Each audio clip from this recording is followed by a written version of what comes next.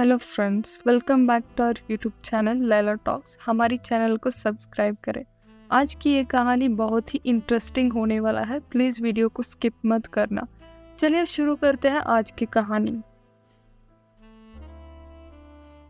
बहन, भाई और दोस्त, ये कहानी कंटिन्यूड पार्ट है। अगर आप लोगों ने पार्ट 1 नहीं देखा है तो प्लीज़ देख के आइए।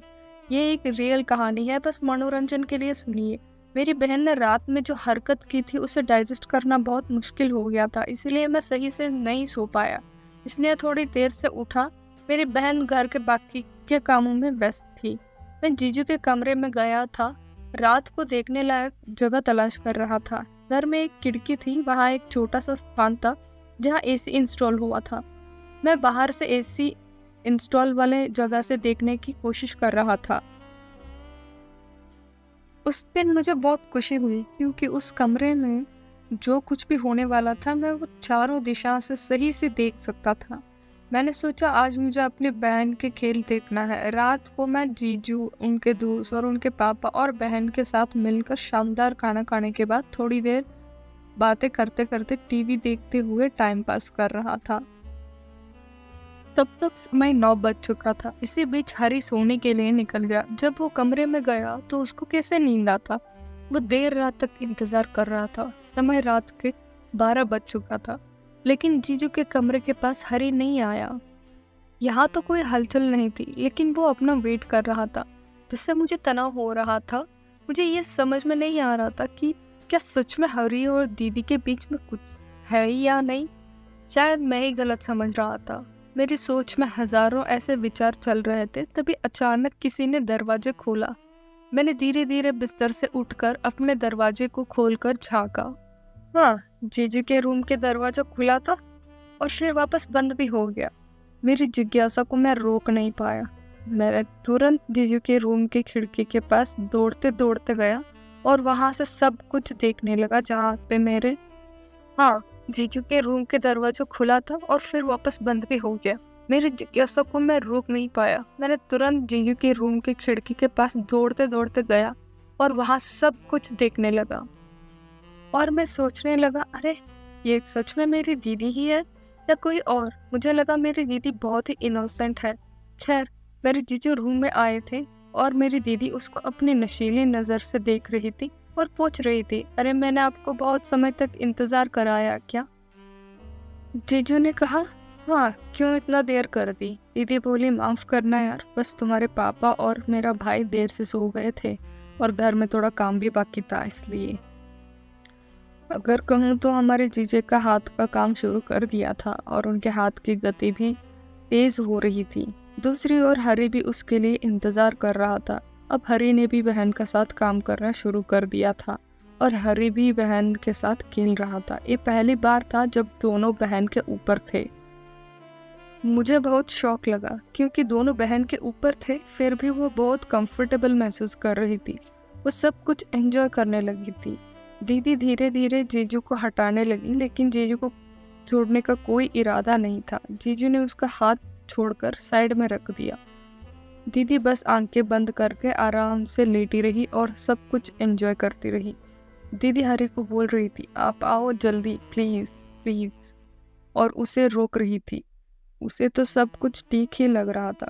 जब वो सब कुछ खत्म करके साइड में लेटा तो दीदी की आवाज सुनकर मुझे बहुत खुशी हुई और जीजू उठकर पास में रखी कुर्सी पर बैठ गया। इधर दीदी भी बहुत थकी हुई लग रही थी, पसीना भी बह रहा था। सब कुछ अस्त व्यस्त हो गया था, जैसे बेडशीट, कपड़े सब बिखरे पड़े थे।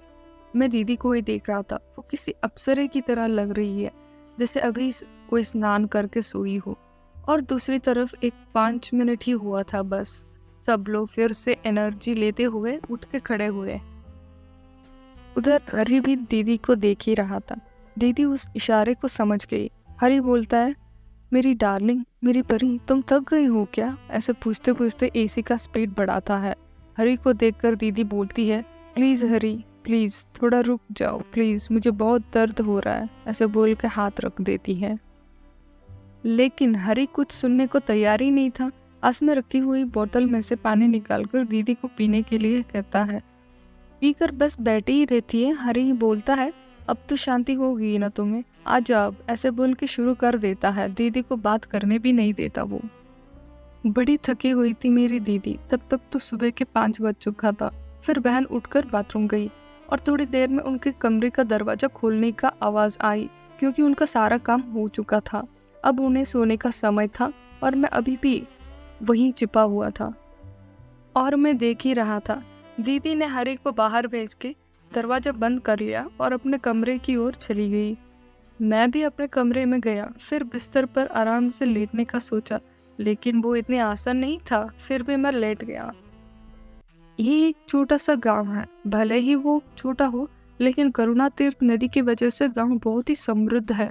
बारिश की कोई कमी नहीं है, इसीलिए मेरे जीजू के पापा ने अच्छी मेहनत करके अच्छे घर और खेत बना चुके हैं। चारों ओर जंगल और पहाड़ है। ये प्राकृतिक सुंदरता में कोई कमी नहीं है। सोचिए वहाँ के लोग कितने खुशहाल होंगे। मतलब ये है कि सुबह के 9 बज चुका था, लेकिन अभी तक सूर्योदय नहीं हुआ था। सुबह से लगातार गिरती बारिश अभी थोड़ी थोड़ी धूप में बदलने लगी थी। उठते ही मैंने 3 बार कॉफी पी लिया था, वो भी थोड़ी बड़ी कटोरी में। पता नहीं क्यों कभी कभी दरवाजे की तरफ ध्यान देते हुए सोच रहा था कि ये लड़की अभी तक क्यों नहीं आई। मन में थोड़ी चिंता तो हो रही थी। अरे, मैं तो भूल ही गया था, हमारी बहन का कितना बड़ा जश्न है आज इस घर में, क्योंकि आज उसकी बर्थडे है। आज उसे 15 साल पूरे हो गए हैं, इसीलिए वो अपने नाम पर पूजा करने के लिए सुबह सुबह उठ के मंदिर गई है। इधर जीजू तो अभी तक सो ही रहा था। बेचारे रात पर फुल ड्यूटी करके सोए हुए हैं। दीदी घर में आते ही जीजू के पापा को ऐसा लग रहा था कि जैसे उसकी खुद की बीवी घर में आई है। मतलब कुछ खास खुशी की फीलिंग कर रहे थे। जब मैंने वो खुशी देखा तो मुझे लगा कि कुछ गड़बड़ है, क्योंकि मेरी बहन को जीजू को पापा को देख के कोई डर, भक्ति और शर्म कुछ नहीं था। दीदी जीजू के पापा के साथ कुछ ज्यादा ही क्लोज थी, जैसे वो खुद की दोस्त हो या अपनी पति हो, इतना क्लोज से बात कर रही थी। जब मैंने दीदी को देखा तो पता चला कि वो किसी का बहुत ज्यादा इंतजार कर रही थी। उस दिन घर पर कुछ मजेदार खाना बना रही थी, जैसे कि पूरन पोली, कई तरह के स्वीट्स, पुलाव, चावल, सांभर और ऐसे ही करीब 15 तरह के डिशेस थे। उस दिन तो मैंने पेट भरकर खाना खाया।